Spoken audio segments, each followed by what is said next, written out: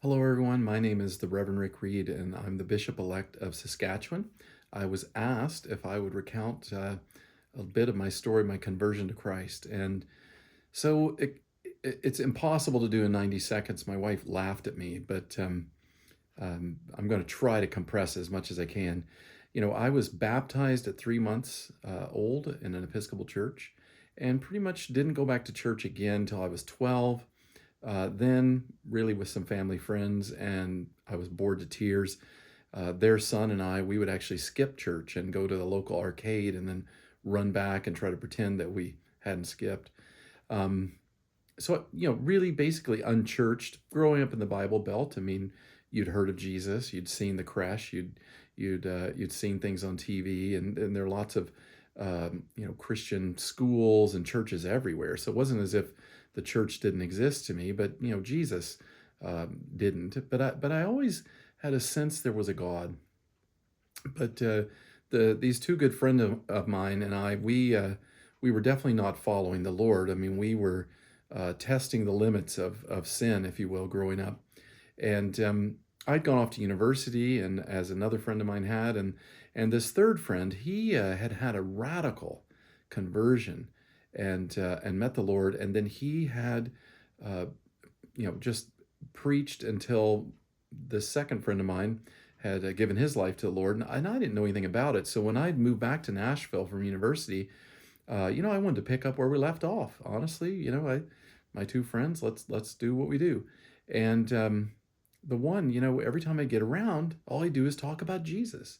He'd open this gift Bible his mom had. I remember this white Bible, and he would just read to us from the Bible and talk about Jesus, and I thought they lost their minds, and so it got to where I didn't want to be around them, but I was over at this friend's house one night, and this other friend was there.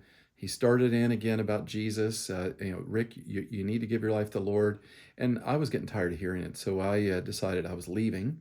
And as I got up off this futon we were sitting on and went to the door, I had my hand on the doorknob, and all of a sudden, uh, it was like the time stood still or something. There was no one in the room but me, and then this person, and it was the Lord Jesus Christ. Like, I can't explain it. It was like he was behind me, standing there, and I just knew he was there, and he spoke to me, and I heard this voice in my head, and he said, "Rick, now will you believe?" And it felt a little bit like he sort of had me against the wall, and this is your come to Jesus moment. Like, this is it.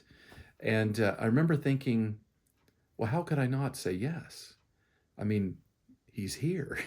And so I did. I said yes back to this voice in my head. And it felt like a 500-pound weight was lifted off of me. In fact, it felt like I was going to lift off the ground. Um, and it felt like it lasted a long time, but I don't think it did. I think we're talking 10, 15 seconds, and then it was over. And I went and I sat back down.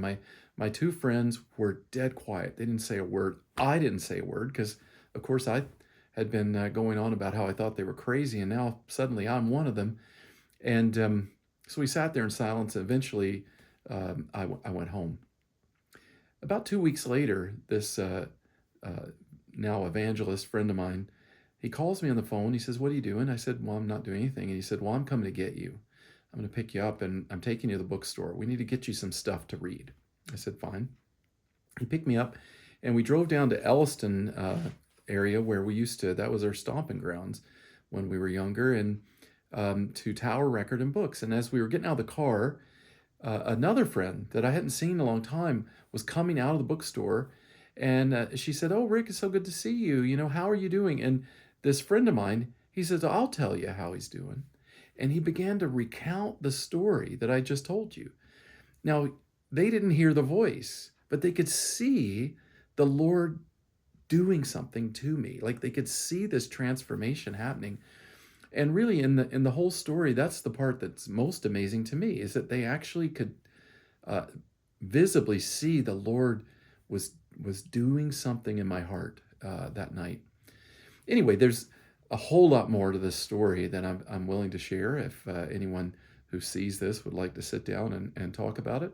If you do see me, say, hey, I'd like to hear more. Anyway, God bless, and the Lord be with you.